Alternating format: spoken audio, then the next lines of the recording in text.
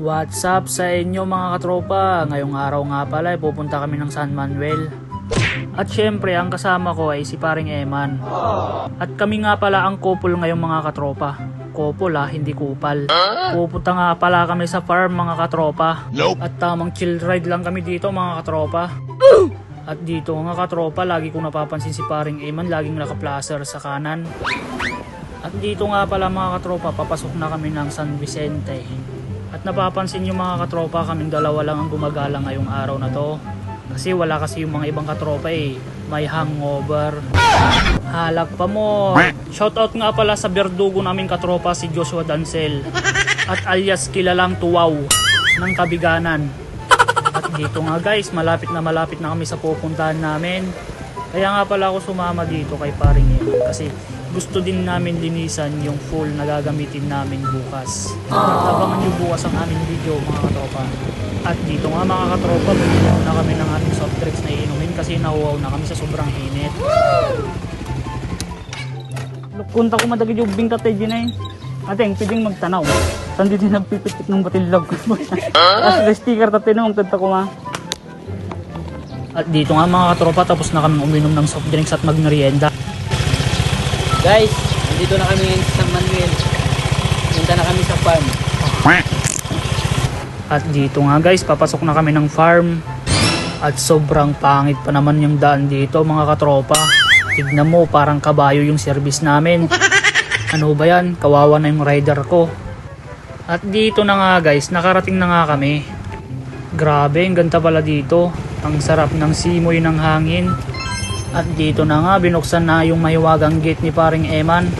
At syempre, pumasok na rin kami. At syempre, nagpark na nga rin kami sa loob. At tamang tingin lang ako dito sa farm nila. Sobrang ganda pala dito. At guys, dito pa nga pala, masarap mag-picnic dito. Sariwa yung hangin, walang mangi-istorbo sa'yo, walang mga marites, walang mga bungangera, nakapit. Kaya tamang tanong lang ako kay paring Eman dito. Atay, ano talo mo ta? Ito, dito kayo naglulutan niyaw. May magayam din siya nagyagiting Ha? Ba't ba di tatakawin kaldeng? Ha? Pag ba di tatakawin niya? Kanda kita buno na At pa gamgam, iyo gayam gano'n. Kibagay natin yung bagay na ispinaw.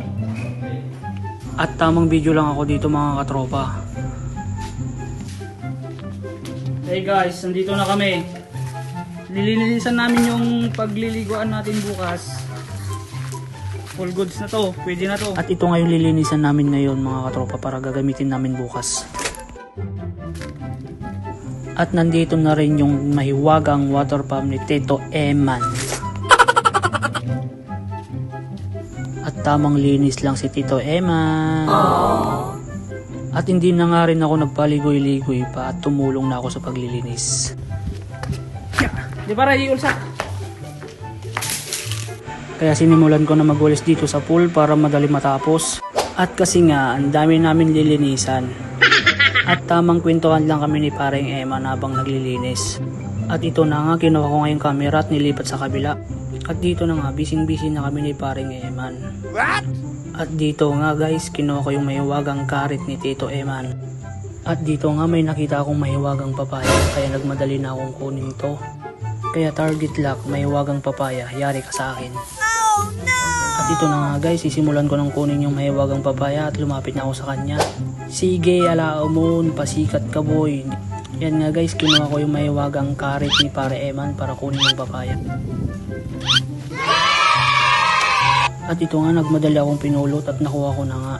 Syempre, bago natin kainin, ugasan muna natin. Sabi nga nila, ugasan mo muna bago mo kainin. What? Sa Ilocano, bugwam takanag. Charis. At dito nga, binuhusan ni paring Eman yung gripo. Kaya tinanong ko si paring Eman, ba't mo binubuhusan? Ang sabi niya, nahuhaw daw yung gripo. Ay, ganun pala yun, kaya tamang bomba lang si paring Eman dito. At dito nga, inugasan ko na yung papaya at iniwa. Ang sarap lang talaga dito sa bukid, patingin-tingin ka lang sa kapaligiran, may makakain ka na.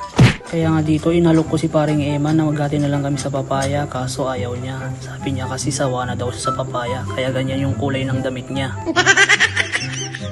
At dito ngayon alis ko na yung bukol-bukol niya para makain na namin. Nope.